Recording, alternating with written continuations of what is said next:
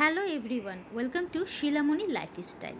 আজকের রেসিপিটি হলো ফাস্টফুড স্টাইলে চিকেন ভেজিটেবল পাস্তা। যারা পাস্তা খেতে পছন্দ করেন তারা অবশ্যই এই রেসিপিটি বাসায় ট্রাই করে দেখবেন। রান্নাটা খুব সহজ হলেও খেতে কিন্তু অনেক টেস্টি। এই রেসিপিটির জন্য যা লাগবে তা হলো পাস্তা, পেঁয়াজ কিউব করে কেটে নেওয়া, রসুন ছোট আকারে কিউব করে কেটে নেওয়া, মুরগির ডিম, চিনি, টেস্টিং সল্ট, মুরগির মাংস টুকরো করে নেওয়া, আদা রসুন পেস্ট, স্বাদ অনুযায়ী লবণ, কাঁচামরিচ কুচি, গাজর লম্বালম্বি করে কেটে নিয়েছি, সবুজ ক্যাপসিকাম, টমেটো ছোট টুকরো করে নেওয়া, সাদা গোলমরিচের গুঁড়া, সয়া সস আর টমেটো সস।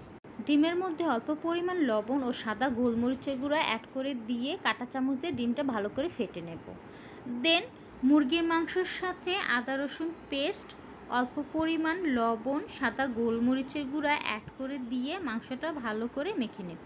হাঁড়িতে পানি অ্যাড করে দেব। পানি গরম হয়ে আসলে এর মধ্যে পাস্তা ও স্বাদ অনুযায়ী লবণ অ্যাড করে দিয়ে নেড়ে দিতে হবে। পাস্তা সিদ্ধ হতে 10 থেকে 12 মিনিটের মতো সময় লাগে। ততক্ষণে আমি চিকেন আর ভেজিটেবলটা রান্না করে নেব। কড়াইয়ের সয়াবিন তেল গরম হয়ে আসলে এর মধ্যে ডিম ফেটানো অ্যাড করে দেব। যখন ডিমগুলো স্ক্রাম্বল হয়ে যাবে তখন কড়াইয়ের এক পাশে ডিমগুলোকে সরিয়ে নিয়ে এর মধ্যে মুরগির মাংস অ্যাড করে দেব। 5 থেকে 6 মিনিটের মতো মুরগির মাংসকে ভেজে নিতে হবে। দেন স্ক্রাম্বল করা ডিমগুলোকে খুন্তি দিয়ে টুকরো করে নেব। এখন মাংসের সাথে ডিমটা মিশিয়ে আরও 3 থেকে 4 মিনিট ভেজে একটি বাটিতে তুলে নিতে হবে। সে একই কড়াইতে আরও কিছু পরিমাণ সয়াবিন তেল অ্যাড করে দিয়ে রসুন, পেঁয়াজ, গাজর অ্যাড করে দেব। 3 থেকে 4 মিনিটের মতো ভেজে নেওয়ার পর যখন রসুন, পেঁয়াজ, গাজরের কাঁচা ভাব চলে যাবে আর কিছুটা নরম হয়ে আসবে, এই সময় রসুনের সুন্দর একটা ভাজা অ্যারোমা বের হবে।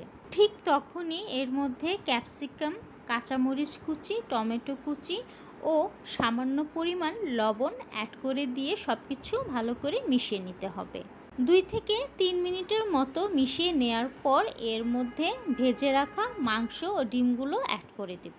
ভেজিটেবলসের সাথে মাংস, ডিম মিশিয়ে নেওয়ার পর এর মধ্যে সাদা গোলমরিচের গুঁড়া ও সয়া সস অ্যাড করে দেব। সয়া সস ব্যবহারের ক্ষেত্রে ট্রাই করবেন অথেন্টিক সয়া সসটা ইউজ করার, এতে করে টেস্টটা ভালো পাওয়া যায়।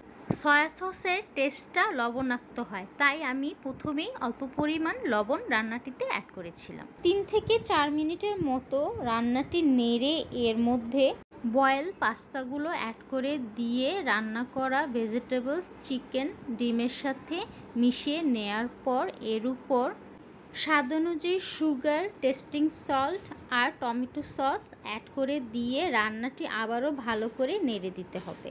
এই তো 2 থেকে 3 মিনিটের মতো মিক্সড করে নেয়ার পরই তৈরি হয়ে গেল ফাস্টফুড স্টাইলে মজাদার chicken vegetable pasta. Thank you everyone for watching my video and please subscribe my channel for more videos.